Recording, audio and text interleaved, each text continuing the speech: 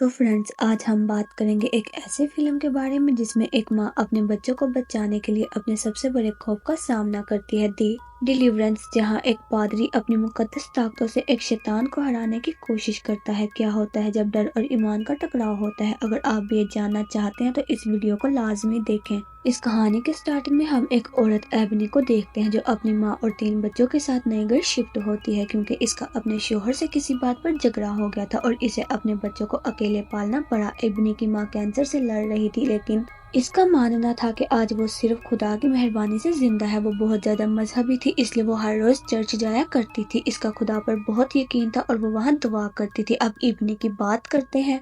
वो बिल्कुल भी मजहबी नहीं थी और ना ही इसके दोनों बेटे, इसलिए वो भी चर्च नहीं जाते थे। सिर्फ इसकी बेटी थी जो अपनी दादी के साथ चर्च जाया करती थी। जब इसने अपने शोहर से झगड़ा किया था, इब्नी काफी परेशान हो गई थी, इसलिए वो बहुत ज्यादा शराब पीने लगी थी और बच्चों के साथ बहुत सख्ती से पेश आती थी। वो पैसों के मामले में बहुत ज्यादा कंजूस थी, जिसकी वजह से बच्चों को इससे नफरत हो गई थी। वो अपनी माँ के साथ भी अच्छा नहीं चलती थी। एक दिन जब वो सब खाना खा रहे थे, इब्नी का छोटा बेटा एंड्रियो दूध मांगता है, लेकिन इब्नी कह देती है कि डॉक्टर ने कहा है कि तुम्हें दूध से एलर्जी है, इसलिए ज्यादा दूध मत पीना, तुम्हें और नहीं मिलेगा। इस पर एंड्रियो कहता है कि मम्मा, डॉक्टर ने ऐसा कुछ भी नहीं कहा, तुम सिर्फ कंजूस हो। ये सुनकर इब्नी गुस्सा हो जाती है। वो इसके चेहरे पर थप्पड़ मार देती है, जिसकी वजह से एंड्रियो के मुंह से खून निकलने लगता है। इब्नी इसका मुंह साफ करती है और कहती है कि सॉरी बेटा, बहुत ज्यादा जोर से लग गया। रात को इब्नी की बेटी अपने वालिद से शिकायत करती है, कहकर कि नया घर आने के बावजूद मम्मा वही सब कर रही है। वो दोबारा पीने लगी है और हमारे साथ बहुत बुरा सलूक करती हैं।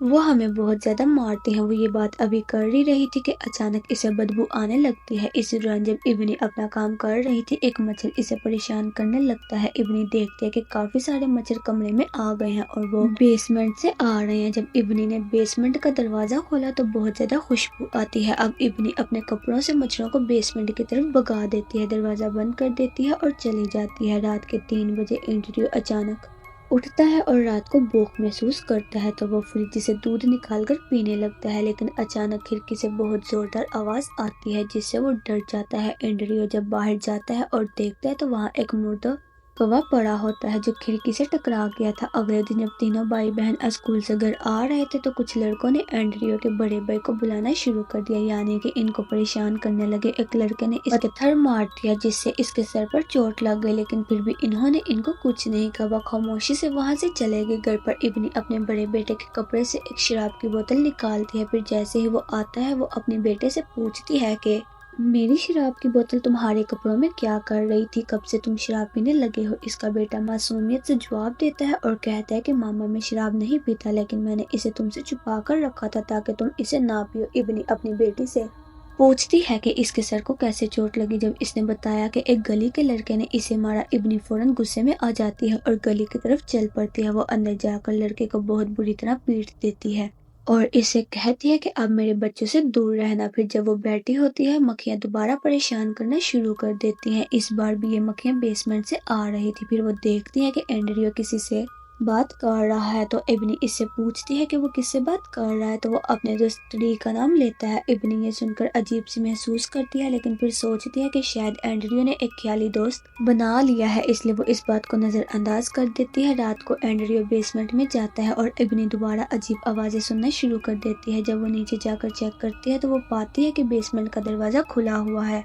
तो वो दरवाजे को बंद कर देती है और सोने चली जाती है। अगले दिन जब इब्नी की माँ हॉस्पिटल में चेकअप के लिए जाती है तो इसे पता चलता है कि इंश्योरेंस कंपनी इसका इलाज नहीं कर रही, लेकिन इब्नी बगैर बताए इसके इलाज के पैसे ले रही है। ये जानकर वो समझती है कि इब्नी कंजूस क्यों है। रात को इब्नी का बेटा देखता है कि आज इसने फिर से बहुत ज्यादा शराब पी रखी थी, जिससे इसे बहुत ज्यादा बुरा लगता है। जब इब्नी आती है तो इसकी माँ कहती है कि मैंने सुना है कि तुम मेरे इलाज के पैसे दे रही हो, मुझे समझ नहीं आता बेटी, मैं तुम्हें क्या कहूँ, कैसे शुक्रिया अदा करूँ। इस पर इब्नी कहती है तुम्हें कुछ भी कहने की जरूरत नहीं अम्मी, ये मेरा फर्ज है। ये कहकर वो सोने के लिए चली जाती है। फिर इसे एक डरावना ख्वाब आता है कि एक आदमी इसके कमरे में दाखिल हो गया है। अचानक इब्नी की आंखें खौफ से खुल जाती हैं और फिर वो देखती है कि दरवाजा खुला हुआ है, जो अचानक जोर से बंद हो जाता है, जैसे कोई कमरे से बाहर निकला हो। इसे लगता है कि यकीनन कोई चोर घर में दाखिल हुआ है तो वो बेसबॉल बैट लेकर नीचे जाती है, लेकिन वहाँ किसी को नहीं पाती। फिर इसकी नज़र बेसमेंट के दरवाजे पर पड़ती है जो अब भी खुला हुआ था और अब वहाँ से पहले से भी ज्यादा बदबू आने लगती है। इससे इब्नी को बहुत बुरा लगता है और वो उल्टियाँ करने लगती है। फिर इसका बड़ा बेटा पीछे से आकर कहता है, जब तुमने मेरा काबीना चेक किया तो क्यों तुमने वहाँ से पैसे ले लिए? इब्नी कहती है, सबसे पहले बताओ तुम्हारे पास इतने पैसे कहाँ से आए?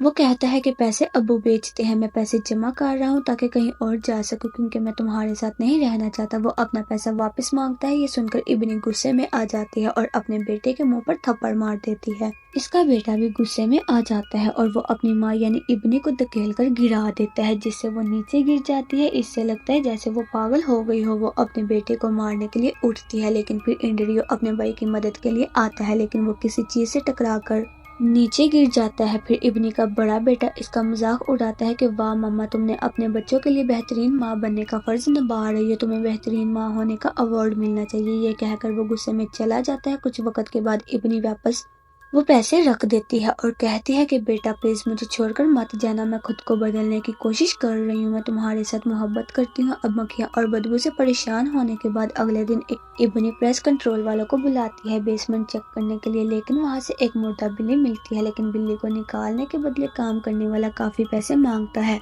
इब्नी के पास इतने पैसे नहीं थे इसलिए वो इनकार कर देती है, लेकिन फिर इसका बड़ा बेटा आता है और वो काम करने वाले को पैसे दे देता है। अगले दिन एक सोशल वर्कर भी यहाँ पर आती है ताकि देखे कि इब्नी अपने बच्चों के साथ किस तरह रह रही है और क्या वो अच्छी माँ बन के रह रही है या नहीं। असल में इब्नी की बेटी ने अपने वालिद को शिकायत की थी, इसलिए इनके वालिद ने केस दर्ज किया था कि इब्नी बच्चों की कस्टडी के लायक नहीं, बच्चों को इसके साथ नहीं रहना चाहिए। वो पीती है और बच्चों को मारती है। सोशल वर्कर देख लेती है कि इसके बेटे के हाथ पर निशान था। एंड्रियो को भी चोट लगी है जो वो इनसे पूछती है, लेकिन बच्चे कुछ नहीं बताते और बात को टाल देते हैं। लेकिन सोशल वर्कर समझ जाती है कि बच्चे कुछ छुपा रहे हैं, जरूर इब्नी ने इन्हें मारा, इसलिए वो इब्नी को धमकी देती है और वहाँ से चली जाती है। वो बाहर आते हैं और देखते हैं कि एक और औरत इन्हें देख रही थी, लेकिन वो सोचकर नजरअंदाज कर देते हैं, ये सोचकर कि शायद वो भी सोशल वर्कर के साथ आई हो। अगले दिन इब्नी की बेटी का जन्मदिन था। इब्नी इसका जन्मदिन की पार्टी रखती है और इसे वही महंगा फोन देती है जो इसकी बेटी ने इतने दिनों से मांगा था। इसकी बेटी खुश हो जाती है और अपनी माँ के गले लग जाती है। पार्टी के दौरान इब्नी को बेसमेंट से धमकने की आवाज आती है। जब वो देखने जाती है तो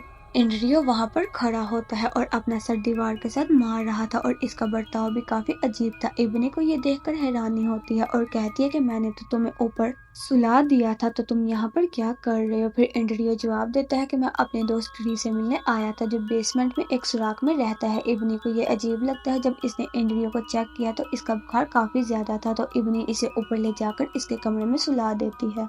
जब पार्टी खत्म होती है तो इब्नी देखते हैं कि एंड्रियो फिर से नीचे खड़ा है और ये तीसरी बार था कि वो अपने बिस्तर से उठकर आया था। और जब इब्नी भी बहुत थकी हुई थी तो वो एंड्रियो को फिर से ऊपर भेज देती है और खुद सो जाती है। लेकिन रात के अंधेरे में एक बार फिर से घर में से आवाज आने लगती है। इस बार ये आवाज सबको सुनाई देती है। इब्नी चिल्लाकर बच्चों से कहती है कि शोर मत करो और चुपके से सो जाओ, लेकिन जब आवाजें रुकती नहीं तो इब्नी गुस्सा हो जाती है। वो बच्चों के पास जाकर चेक करती है और हमें बच्चों के चीखने की आवाज सुनाई देती है। ये आवाज सुनकर इब्नी की माँ भी वहाँ पर आ जाती है और देखती है कि बच्चे दीवार के साथ डर से बैठे हैं और इब्नी इनके सामने अजीब हालत में बैठी होती है। इब्नी की माँ को ये देखकर काफी अजीब लगता है। वो बच्चों से पूछती है कि यहाँ पर क्या हो रहा है। फिर बच्चे कहते हैं कि माँ हमें दीवार से मार रही थी। इब्नी इस पर रोना शुरू कर देती है और कहती है कि नहीं माँ, मैंने ऐसा कुछ नहीं किया। अगला दिन काफी मुश्किल होता है क्योंकि तीनों बच्चे स्कूल जाते हैं और अजीब काम करते हैं। एंड्रियो तो क्लास में टॉयलेट कर देता है। सिर्फ यही नहीं, वो इसे खाने भी लगता है और जब टीचर इसे मना करती है तो वो टीचर को भी मार देता है। इसकी तरफ कुछ चीजों को फेंककर इसकी बहन भी अपने टीचर के पास जाकर कहती है कि वो अपने जिस्म से खून बहा रही है, यानी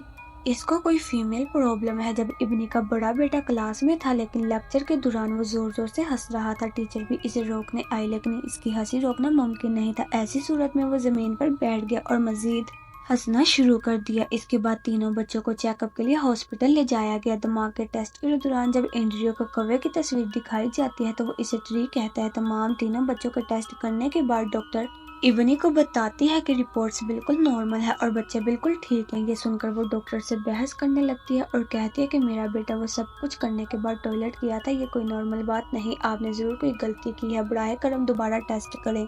डॉक्टर इस पर गुस्सा हो जाती है और इब्नी से सवाल करने लगती है कि बच्चों के जिस्म पर चोट के निशानात हैं, आप पहले बताएं कि ये कैसे हुआ। इब्नी इसका कोई जवाब नहीं देती और खामोशी से वहां से चली जाती है। इब्नी की माँ बाहर आती है और इसे बताती है कि तुम बिला वजह डॉक्टर से बहस कर रही थी। वो सही है कि रिपोर्ट्स बिल्कुल नॉर्मल है और बच्चे ठीक है, क्योंकि मेरे ख्याल में बच्चों के साथ कुछ और हुआ है, कुछ गैर मामूली, यानी मेरे ख्याल में घर में कोई बुराई वाली रूह है और वो ये सब कर रही है। घर वापस आकर इब्नी की माँ दीवार पर एक स्लेब लगा देती है। इब्नी कहती है कि माँ ये सब फजूल चीजें हैं, ऐसी कोई चीज नहीं होती। फिर जब इब्नी इंड्रियो को नहलाती है तो वो देखती है कि मेरा बड़ा बेटा इंड्रियो को मजबूती से पकड़े हुए है और वो इसे बाथ टब में मारने की कोशिश कर रहा है। इब्नी फौरन दौड़कर आती है और इंड्रियो को आजाद करने की कोशिश करती है, लेकिन वो इसे बहुत मजबूती से पकड़े हुए था। अब इब्नी ने अपनी ताकत इस्तेमाल करते हुए अपने बड़े बेटे को दूर करती है और इस तरह इंड्रियो की जान बच जाती है। फिर इब्नी की माँ भी यहाँ पर आ जाती है। इब्नी का बड़ा बेटा अपनी दादी को गले लगाकर रोता है और कहता है कि मुझे नहीं पता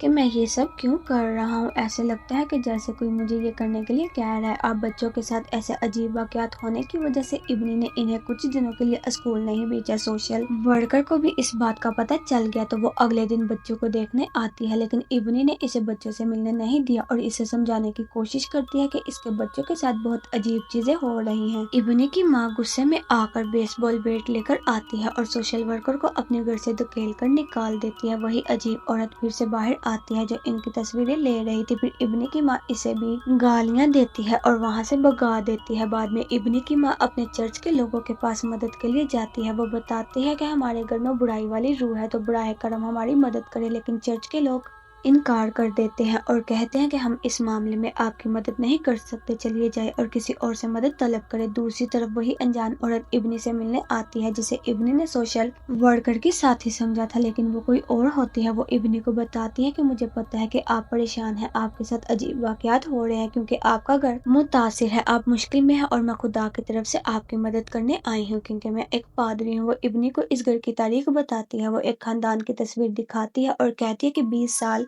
पहले इस घर में एक खानदान रहता था और इनके छोटे बेटे के साथ वही कुछ हुआ जो अब आपके बेटे एंड्रियो के साथ होता है। इन्होंने अपने बेटे का हर मुमकिन तरीके से इलाज करवाया लेकिन इस पर कोई असर नहीं हुआ। ये सुनकर पादरी कहता है फिर आपने उस बच्चे का एक्सोर्सिज्म किया होगा, यानी उस बच्चे के अंदर जो रूह थी उसे बुलाकर और फिर उसे भगाकर। तब पादरी कहता है नहीं, मैं एक्सोर्सिस्ट नहीं हूँ, जो मैं एक्सोर्सिज्म करता हूँ मैं एक पादरी हूँ और मैंने उस वक्त पर डिलीवरेंस किया था जो एक्सोर्सिज्म से मुख्तलिफ है क्योंकि उसे बुरी रूह को भगाने के लिए हमें किसी को अंदर नहीं बुलाना पड़ता, बस उस बुरी रूह को कुछ पकीज़ा चीजों के जरिए जैसे पकीज़ा पानी या कोई सफाई वाली चीज से छूकर भगा देते हैं। जैसे हम शक करते हैं कि उसके अंदर रूह है, जैसे कि इस वक्त आपके बेटे एंड्रयू के अंदर लगता है। आगे पादरी कहता है लेकिन उस वक्त मैं डिलीवरेंस करने में कामयाब नहीं हो सका, ये नाकाम हो गया जिसकी वजह से मैं उनके बेटे को नहीं बचा सका। वो मर गया, लेकिन मरने के बाद भी सब कुछ वैसा का वैसा रहा। कुछ वक्त बाद बच्चे की माँ को समझ नहीं आया क्या हुआ। आधी रात को उसने अपने सोए हुए शोहर को मार दिया, उसका सर एक्स से काट दिया, इसने अपनी बेटी को भी मार दिया और आखिरकार अपनी जान भी ले ली। अब इब्नी ने पूछा कि वो किस फैमिली का बच्चा था जो पहले मर गया और पादरी ने जवाब दिया कि उसका नाम ट्री था। ये सुनकर इब्नी हैरान हो जाती है और पादरी से कहती है कि एंड्रयू ने अपने लिए एक दोस्त बना लिया जिसका नाम उसने मुझे ट्री बताया। पादरी कहता है कि वो दोस्त नहीं बल्कि दुश्मन है क्योंकि वो एक शैतान है जो बच्चों के सामने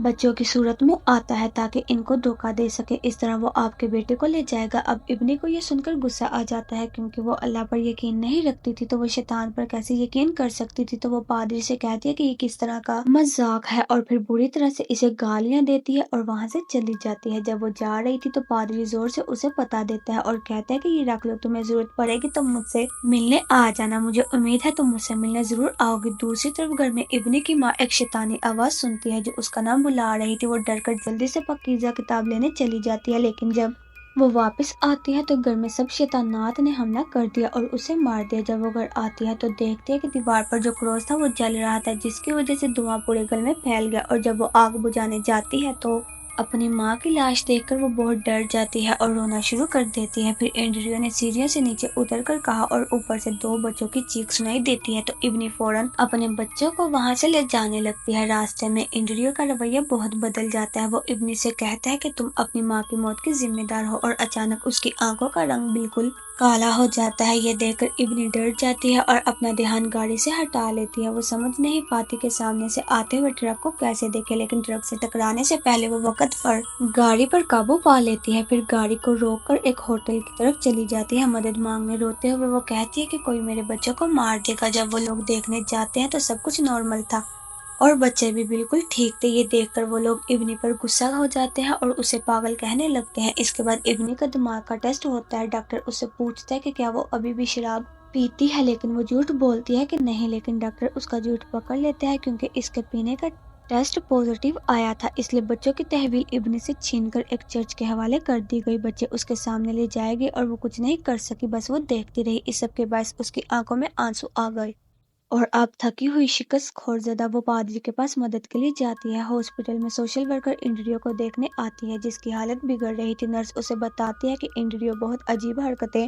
کر رہا ہے اور عجیب آوازیں نکال رہا ہے۔ کچھ لمحے پہلے وہ ایک اور زبان میں بات کر رہا تھا۔ دوسری طرف پادری ابنی سے کہتی ہے کہ تمہارے گھر میں بہت سی روحیں ہیں اور ان میں سے ایک نے تمہارے بیٹے انڈریو کو قابو کر رکھا ہے، یعنی اس کے کنٹرول میں ہے، اور اس کے ذریعے وہ تمہارے دوسرے بچوں کو بھی قابو کر رہا ہے۔ وہ کمزور لوگوں کو اپنا شکار بناتا ہے، لیکن اب تمہیں مضبوط بناؤں گا اور تمہیں اللہ پر ایمان لانا سکھاؤں گی۔ پادری یہاں اسے حوصلہ دیتی ہے اور اسے دعا کرنا سکھاتی ہے۔ جب سوشل ورکر ہاسپٹل میں انڈریو سے بات کرنے آتی ہے تو وہ شیطانی آواز میں کہتا ہے کہ میں انڈریو نہیں ہوں۔ وہ پوچھتی ہے کہ پھر تم کون ہو؟ تب انڈریو کے اندر کی روح کہتی ہے پہلے میرے بیلٹ کھولو، پھر میں تمہیں بتاؤں گا کہ میں کون ہوں۔ اس پر سوشل ورکر کہتی ہے کہ میں ایسا کچھ نہیں کرنے والی۔ پھر وہ شیطان خود اپنی پوری طاقت سے اپنے بدن کو توڑ دیتا ہے۔ وہ سیدھا بستر سے چھلانگ لگا کر زمین پر آ گرتا ہے اور پھر اپنے ہاتھوں اور پیروں سے دیوار پر چڑھنا شروع کر دیتا ہے۔ یہ دیکھ کر وہ بہت زیادہ ڈر جاتی ہے اور فوراً آ کر ڈاکٹر کو ساری بات بتاتی ہے، لیکن ڈاکٹر اس کی باتوں کو نظر انداز کر دیتا ہے۔ ابنی نرس کی شکل میں ہاسپٹل آتی ہے اور چالاکی سے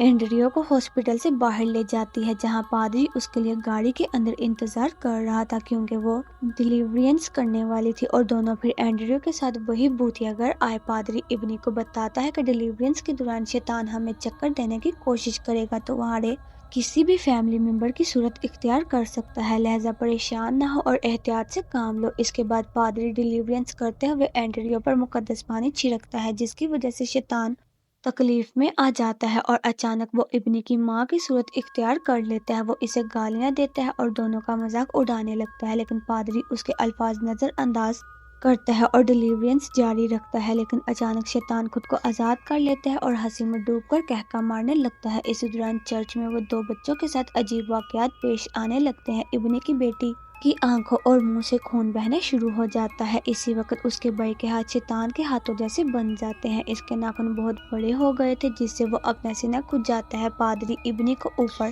بھیج دیتی ہے اور خود شیطان کا مقابلہ کرنے لگتی ہے، لیکن شیطان پھر انڈریو کی صورت اختیار کر لیتا ہے اور وہاں سے غائب ہو جاتا ہے۔ اب پادری کچھ سمجھنے سے پہلے شیطان اسے گلے سے پکڑ کر اس کو دیوار سے ٹکرا دیتا ہے اور اس کے ساتھ بہت برا سلوک کرتا ہے۔ کبھی اس کے بالوں سے پکڑ کر اسے گھسیٹ کر لے جاتا ہے، کبھی اسے ہوا میں اڑاتے ہوئے اوپر سے نیچے پھینک دیتا ہے۔ کچھ وقت بعد ابنی نیچے آ کر چیک کرتی ہے۔ وہ دیکھتی ہے کہ پادری زمین پر زخمی حالت میں پڑی ہے اور انڈریو کے پاس بیٹھا ہنس رہا تھا، پھر اچانک وہ غائب ہو جاتا ہے۔ ابنی پادری کے پاس آئی جس کی حالت بہت زیادہ خراب تھی۔ وہ آخری لمحے سے گنتی کر رہی تھی اور ابنی سے کہتی ہے کہ وہ ناکام ہو چکی ہے اور مقدس پانی دیتے ہوئے کہتی کہ اب تمہیں یہ کام خود کرنا ہوگا۔ یہ کہہ کر وہ مر جاتی ہے۔ اس کے بعد ابنی انڈریو کو تلاش کرنا شروع کرتی ہے اور تلاش کرتے ہوئے وہ بیسمنٹ میں پہنچتی ہے، لیکن اسے انڈریو کہیں بھی نہیں ملتا۔ پھر اچانک وہ اس کے سامنے آ جاتا ہے۔ کسی بھی وقت ضائع کیے بغیر ابنی اس پر مقدس پانی ڈال دیتی ہے جس کی وجہ سے شیطان تکلیف میں آنا شروع ہو جاتا ہے۔ وہ غصے میں آ کر ابنی پر حملہ کرتا ہے اور اسے بالوں سے گھسیٹ کر